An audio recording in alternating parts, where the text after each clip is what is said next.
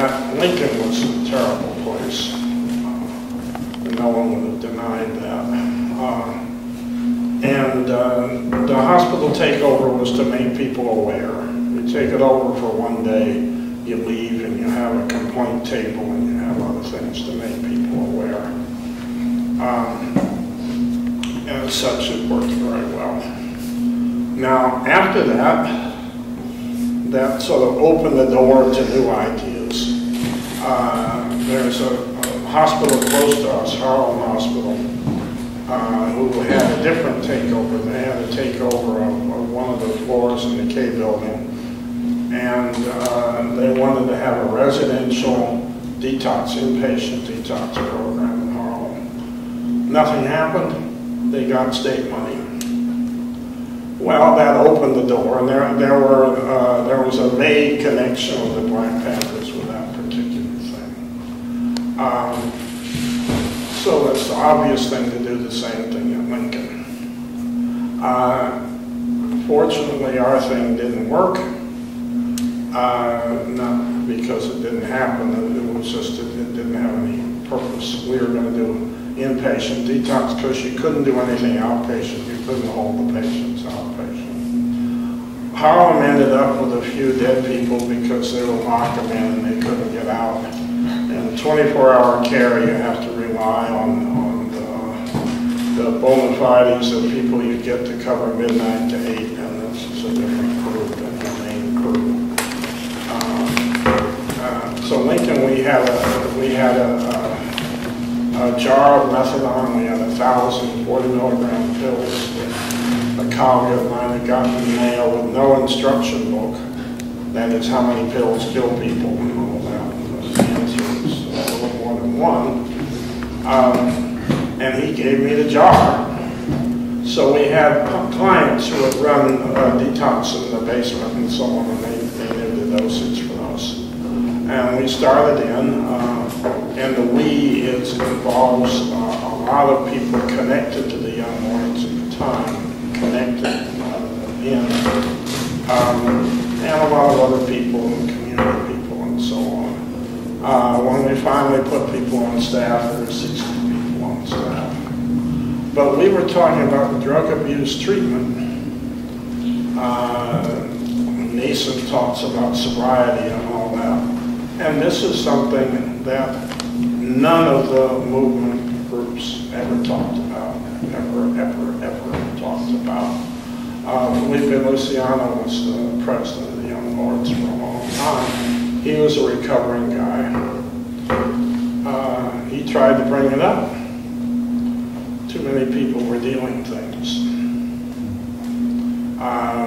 We would talk against the war, all these kind of things. If you brought up drugs, all the movement groups were funded by people who dealt with chemicals. Even now, if I meet somebody from college, oh, you're into drug treatment, you're into sobriety, oh, that means, it's just ridiculous. And all you have to do is make sure everybody sees freedom as free drugs, and no other effort needs to be made. And that's it. So the political groups were not, there were members in them who were quite definite. Michael DeBoer, he had a lot of difficulty, and he was writing essentially from jail or some kind of thing like that. Most of them couldn't, you couldn't say it. Somebody get upset. And far better to hate the Rockefellers or something, because you can't do anything with them. So. And there are a lot more beyond that. But in the world of that time, there are a lot of things that the Panthers were doing. All these daycare, breakfast for kids and all that, that's what they started with. Health fairs, all these kind of things, all started by those movement groups, literally so.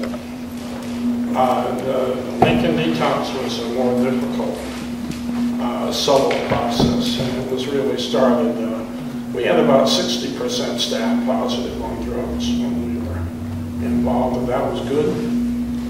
At that point, we were doing good. Because, and a lot of these things, anybody who's going to talk about this, they have to know about drug treatment and sobriety, and if they don't, they cannot make useful statements. And, oh, it all came from mythology. No, it came from ordinary people who were detoxing people in their basement and so on like that. And it came by an odd path, because that kind of healing comes from an odd path. 10 years later, you can't reproduce that path. You have another path, because you have individual paths. And the acupuncture just sort of rode in the catbird seat. It came there by accident. And most of the movement people were verbal people. Acupuncture was all silent and mysterious, so there was not a lot of simpatico for the most part. Some realized the importance, but then the importance of acupuncture, you have to take a certain path. Yeah, it's important, it can replace all the chemicals and so on like that. No, it can do something different than the chemicals. But then the acupuncture requires a sense of time that's different. Requires a sense of patience, requires a sense of standards and so on like that. Acupuncture always knew what it was doing. We didn't. The first day, our treatments were just as accurate as they are today. These are simple homeostatic treatments. They were always just as accurate. We had to make sense out of it. For all the verbal therapists and all the political activists, and that was not their natural area of sense. You know, you never know. Make it the day-to-day people rather than some other thing like that. Because the people, I know a lot of the young lawyers, none of them would take credit for it. It's just bizarre. They would take credit for opening up the area, but not to specifically them. It's just nuts.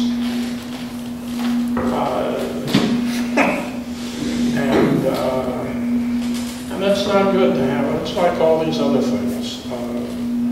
To have something extra, then it makes it impossible for a new person to do what they need to do. Oh, I'm not a Black Panther. What they were doing was a lot different. A lot of them, and I don't hear many people, to be blunt, your age, who describe what they were doing. So what? But then you can't throw them in the mythology pattern and say that's why Lincoln was what it was, because of him. It gave us a certain freedom.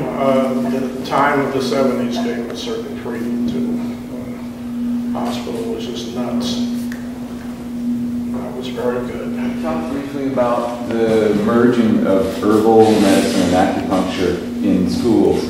And in my experience as a student and teaching, I see that a lot in the sense that there's a lot of emphasis given to diagnosis, like organ diagnosis, locating the acupuncture points, and coming up with these sort of common recipes or prescriptions. But in a sense, in essence, the acupuncture student, when they leave school, has no idea how to actually give a treatment. Oh, that question. So I'm wondering from your perspective what you see as the fundamental or essential elements towards giving a successful treatment. Oh, okay. First of all, the irony is that all the people, Americans who started schools, didn't know anything about herbalism at all. Had gone to Macau or wherever to study acupuncture, not to study Chinese herbs. They were not of a temperament particularly. But the deal is that the herbs are very different than Western medicine in various ways. But they require, let's use a simple thing. The herbs are damp, so you need a yang style.